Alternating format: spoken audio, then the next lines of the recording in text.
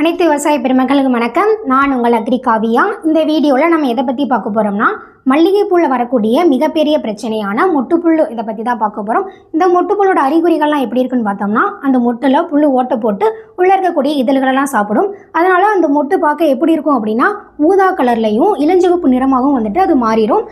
நாளடைவில் அந்த காம்போட அளவு வந்துட்டு சின்னதாக மாறி அரக்கு கலர்லேயும் மாறி காஞ்சு போய் காணப்படும். அந்த புழு என்ன பண்ணும் அப்படின்னா, அந்த மொட்டுவையும் இலைகளையும் வந்துட்டு ஒரு வலைப்பின்னல் மாதிரி ஏற்படுத்தி ஒன்றோடு ஒன்று ஒட்டி காணப்படும். அதனால் நமக்கு வந்துட்டு பூக்களோட விளைச்சலும் இருக்காது, மார்க்கெட்டில் நல்ல விலைக்கும் போகாது. இதை நம்ம எப்படி முழுமையாக தடுக்கலான்னு பார்த்தோம்னா, நம்மக்கிட்ட அருமையான தயாரிப்பு இருக்குது. அதுதான் அல்மைட்டி, அப்புறம் இன்ஃபினிட்டி. இந்த அல்மைட்டியில் 11 வகையான நுண்ணீர்கள் இருக்குது.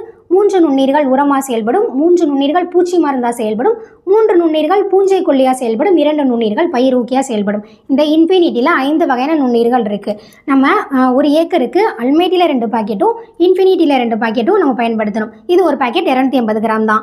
நம்ம எப்படி இதை பயன்படுத்தணும் அப்படின்னா, 2லேருந்து 4 நாளைக்கு நம்ம தேவையான அளவு தண்ணியில் நல்லா ஊற வச்சுக்கணும். ஊற வச்சுட்டு நம்ம ஒரு 3 டோஸாக கொடுக்கணும். ஃபஸ்ட் டோஸ் வந்துட்டு ஸ்ப்ரே மூலமாகவும், 2வது டோஸு 3வது டோஸு நம்ம வந்துட்டு வேறு வழியாகவும் கொடுக்கணும்.